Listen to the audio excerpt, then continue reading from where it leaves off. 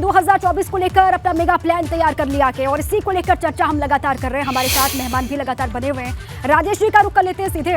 राजेश जी देखिए, फखरुल जी ये कह रहे थे ब्रेक पर जाने से पहले कि संकल्प पत्र आप हर चुनाव में लेकर के आते हैं, लेकिन इस बार आप श्वेत पत्र लेकर के आइएगा और जनता से जो वादे आपने किए थे उन वादों को कितना पूरा किया है ये गिनाइएगा, क्योंकि इस बार जनता जो है वो हिसाब लेगी आपसे।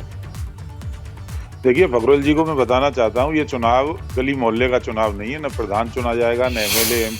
ये देश के प्रधानमंत्री का चुनाव है या नरेंद्र मोदी जी का चुनाव होने वाला है।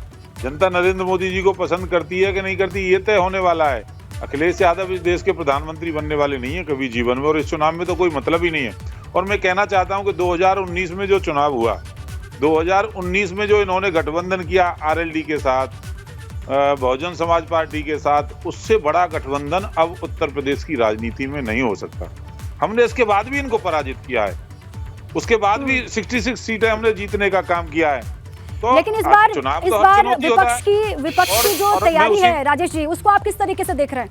आप किस तरीके से देख रहे हैं? विपक्ष हताश है, निराश है, सरकार में कोई कमी ढूंढ नहीं पा रहे। सरकार में देश विकास के रास्ते पर दौड़ रहा है। दुनिया का सबसे बड़ा हाईवे बनाने का काम हम कर रहे हैं। आज दिल्ली से लेकर के 12 घंटे में बंबई पहुंचा दिया, ये कल्पना कोई कर सकता था? उत्तर प्रदेश के अंदर अनेक हाईवे बन रहे हैं, आप देख रहे हो, नेशनल हाईवे का निर्माण हो रहा है, एक्सप्रेसवे का निर्माण हो रहा है। जिस तरह से आज इन्वेस्ट हो रहा है उत्तर प्रदेश के अंदर, पूरी दुनिया से लोग आकर के उत्तर प्रदेश एक मॉडल के रूप में दिख रहा है।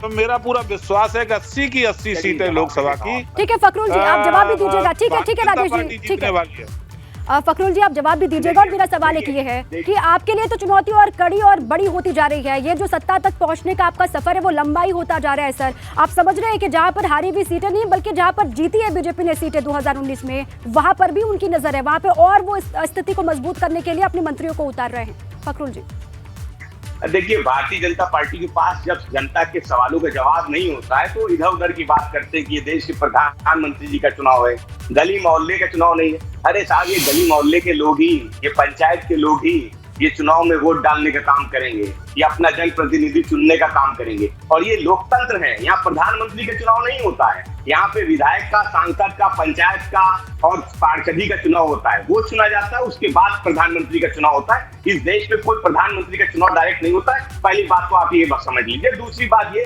कि भारतीय जनता पार्टी कोई अजय नहीं है। अगर विवेक भाई अभी कह रहे थे कि मछली शहर की वो सीट भारतीय जनता पार्टी उस पर भी मेहनत कर रही है, तो ये वही मछली शहर की सीट है जो 2004 के लोकसभा चुनाव में समाजवादी पार्टी ने इस जीती थी, जौनपुर जीती थी, सैदपुर जीती थी, गाजीपुर।